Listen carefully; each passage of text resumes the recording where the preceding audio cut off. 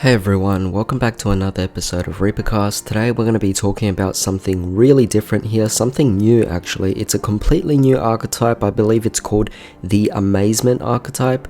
This is something that is kind of like the whole Performer Power archetype or the Perform Mage archetype as well, but it is something that I believe to be completely different. It has no relation to it whatsoever because I don't believe it's a pendulum deck. However, with that being said, let's just go over all of these cards. There is a lot that's actually been revealed here. So the first card here we have is Amazement Administrator Arlecchino, a level 7 Dark Psychic effect monster, 2500 attack and 2200 defense. Once per turn, you can banish any number of attraction traps from your graveyard, then target that many cards in your opponent controls and destroy them. You can only use each of the following effects of this card once per turn.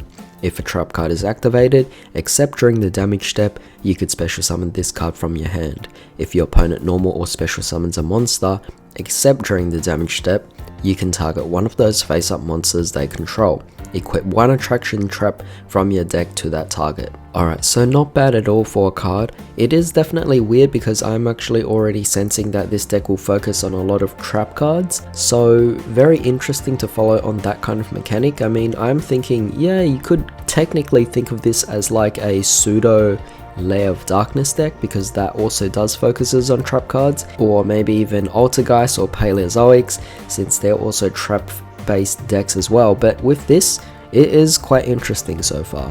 However, moving on here, we have Amazement Attendant Comica, a level 4 light machine effect monster, 1400 attack and 1800 defense.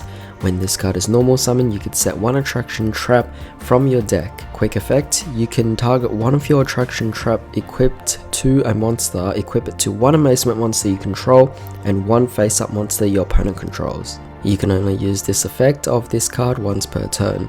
Definitely very nice, definitely gives you a bunch of, I guess, variations in different plays. You could choose to equip it to either monster, and the idea of equipping trap cards is definitely very interesting. I think it's definitely the first time I've actually heard of this. However, next here we have Amazement Time Ticket, a quick play spell card. Pay 800 life points, apply this effect depending on whose turn it is. So if it's your turn, then you could add one amazement card from your deck to your hand. If it's your opponent's turn, set one attraction trap directly from your deck. It can be activated this turn.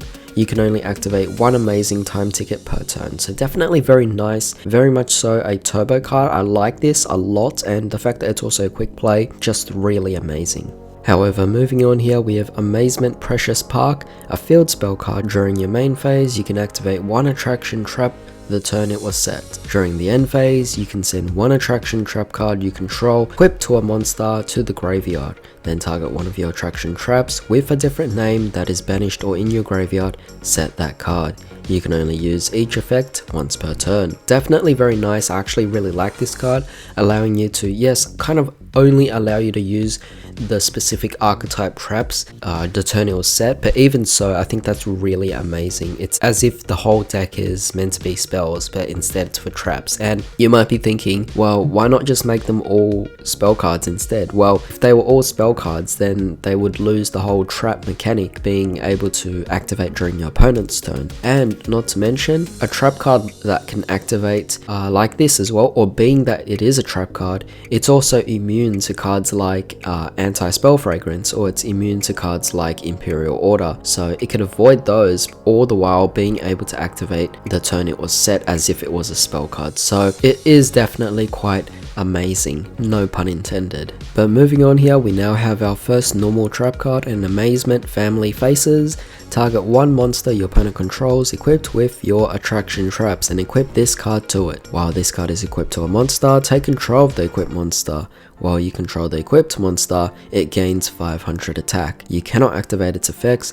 Also, it is treated as an amazement monster. You can only activate one Amazement Family Faces per turn. Not bad whatsoever. Being able to take your opponent's cards is definitely very nice. But moving on here, we have Amaze Attraction Cyclo Coaster. A normal trap card, target one amazement monster you control or one face-up monster your opponent controls. Equip this card to it. You can activate the following effect based on which player controls the equipped monster. So if you control it, then you can target one spell trap your opponent controls, send both it and this card to the graveyard. If it's your opponent, you can add one amazement monster from your deck to your hand, and if you do, send this card to the graveyard.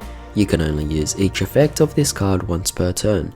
Not bad whatsoever. I think the first card is definitely better, but this one is still not too bad. And finally here we have Amaze Attraction Horror House. Now that is some scary artwork there, as I see. I mean, I don't know if you guys could actually see it as well, how clear it is, but that is one creepy artwork. It's also a normal trap card. You could target one amazement monster you control or one face-up monster your opponent controls. Equip this card to it. You can activate the following effect based on which player controls the equipped monster. So if you control it, then target one effect monster your opponent controls, negate its effects until the end of this turn.